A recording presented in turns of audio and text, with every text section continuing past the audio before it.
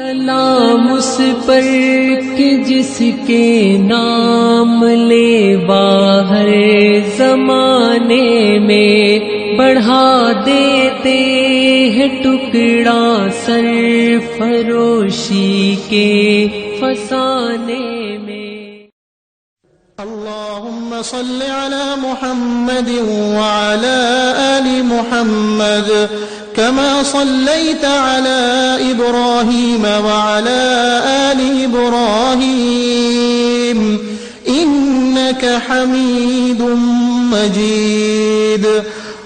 اللهم بارك على محمد وعلى آل محمد كما باركت على إبراهيم وعلى آل إبراهيم إنك حميد مجيد. اعوذ باللہ من الشیطان الرجیم. بسم اللہ الرحمن الرحیم. سیرت کی 7ویں کلاس آج ہم انشاءاللہ تعالیٰ پڑھیں گے، اور آج ہم مکی دور کو جو ہم گزشتہ 7 کلاسوں سے پڑھتے چلے جا رہے ہیں آج مکمل کر لیں گے.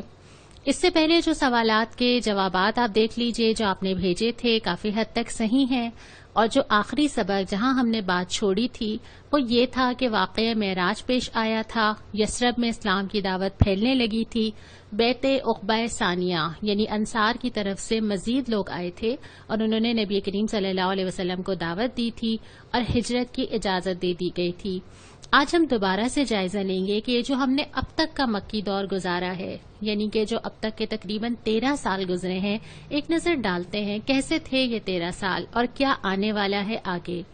اس مکی دور میں قرآن نے کیا رہنمائی کی، آگے امید کا کیا پہلو نظر آ رہا ہے، یثرب کے مسلمانوں کا کردار کیا ہے، دارالندوہ میں ایک میٹنگ ہوتی ہے، یثرب کا تعارف بھی میں آپ کے سامنے رکھوں گی، اور پھر ہجرت کا جو اہم فیصلہ ہے اس کا مقصد کیا تھا اس پہ بھی ہم بات کریں گے.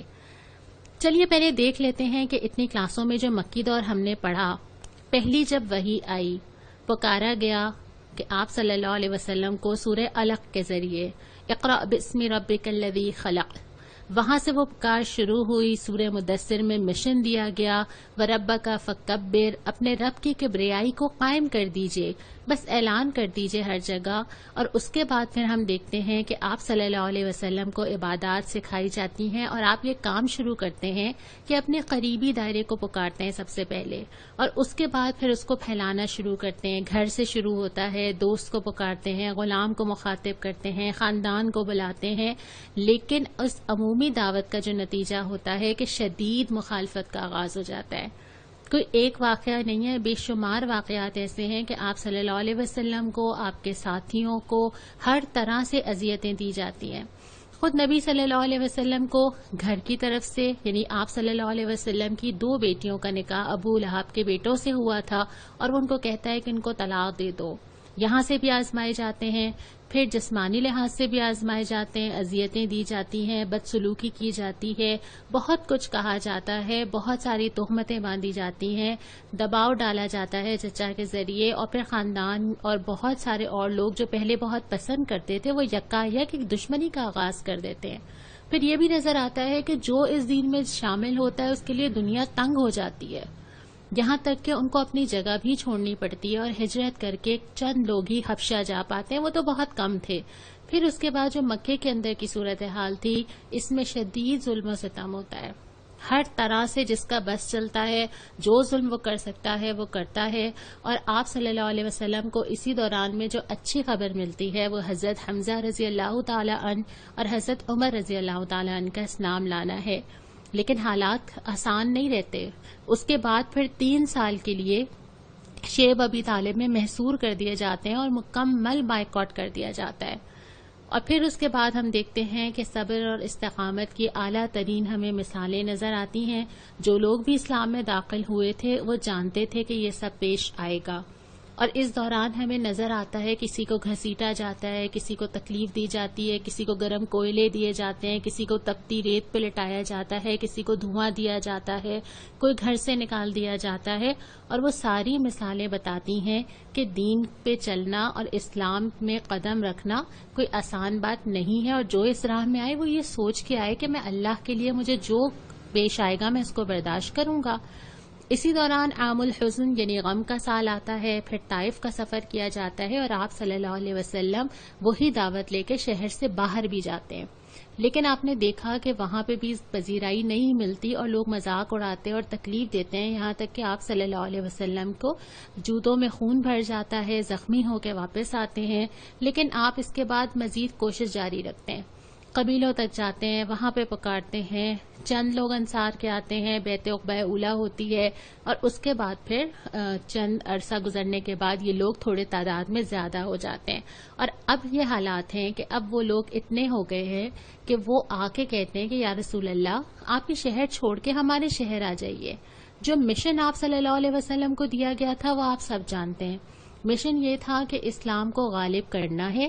اس کے لیے آپ صلی اللہ علیہ وسلم کو اسلام کو ایک شہر تک تو محدود رکھنا نہیں تھا. اب جو مکی دور جہاں پہ سب لوگ رہ رہے تھے وہاں پہ صورتحال کیا تھی؟ ایک تو یہ کہ وہاں پہ مغلوب تھے, دین کے احکامات پہ عمل کر ہی نہیں سکتے تھے. جو بھی احکامات آتے اس دور میں جبکہ آس پاس کے حالات آپ کو اجازت ہی نہ دے رہے ہوں اور آپ کو اپنی زندگی اور اپنا مال اور اپنی عزت بچانی پڑ رہی ہو, اس میں دین غالب کیسے کیا جائے؟ لیکن کوشش پوری کی گئی. پھر دوسری چیز یہ تھی کہ شدید مصائب اٹھا رہے تھے, تکلیفیں دی جا رہی تھیں. اور تیسری چیز یہ تھی کہ دین کسی محدود چیز کے لیے تو آیا نہیں ہے نا, اس کو صرف اس شہر کی باؤنڈری میں تو رہنا ہی نہیں تھا, اس کو تو لازمی بات ہے ہر جگہ نافذ ہونا تھا. اور ہر کوشش کر لی گئی تھی. یعنی مکہ کے اندر کوئی دائرہ, کوئی سرکل ایسا نہیں تھا جہاں آپ صلی اللہ علیہ وسلم نے جا کے اسلام کی دعوت نہ دی ہو.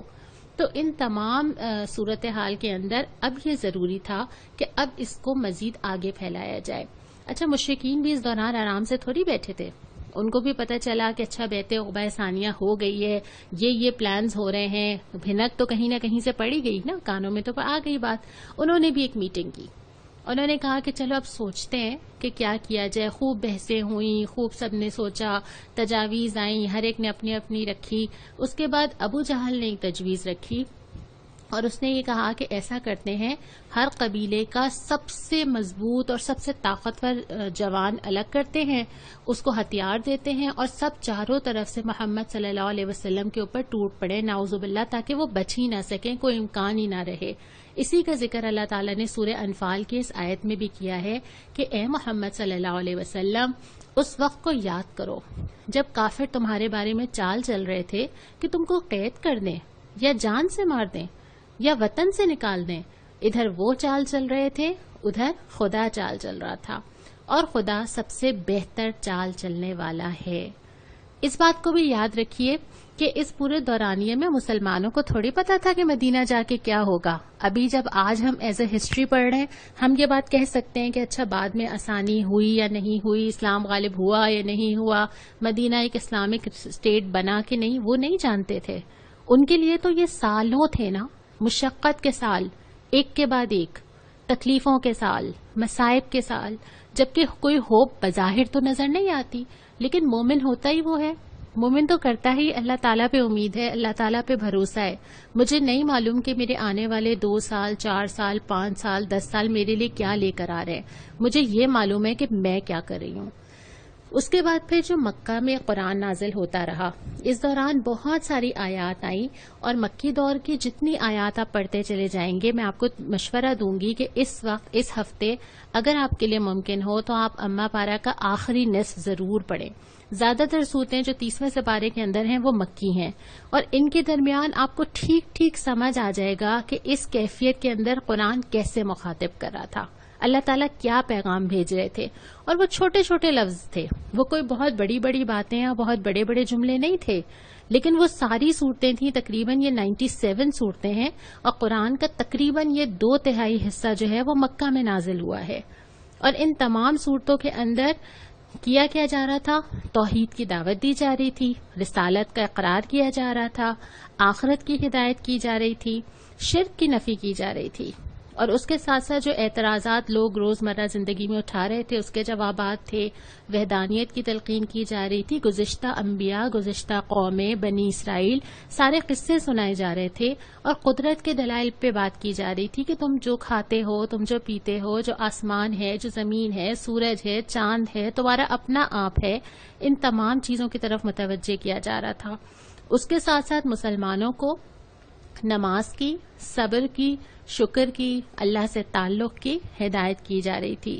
اب یہ سارا اسلوب آپ بہت آرام سے ان چند مثالوں میں دیکھ سکتے ہیں، دو ٹوک انداز ہے، واضح بات ہے، ابھی بہت زیادہ احکامات نہیں آئے ہیں کیونکہ ابھی تو احکامات کو امپلیمنٹ کرنے کی پوزیشن نہیں ہے، تو ابھی صرف یہ کہا جا رہا ہے جیسے سورہ اخلاص میں ہے قل هو اللہ احد اللہ الصمد لم یلد ولم یولد ولم یکن لہ کفوا احد، صرف اللہ کی وحدانیت پہ بات ہو رہی ہے، اتنا تو سمجھ آئے۔ سورہ یاسین، یاسین والقرآن الحکیم انک لمن المرسلین، صرف ایمان اور رسالت۔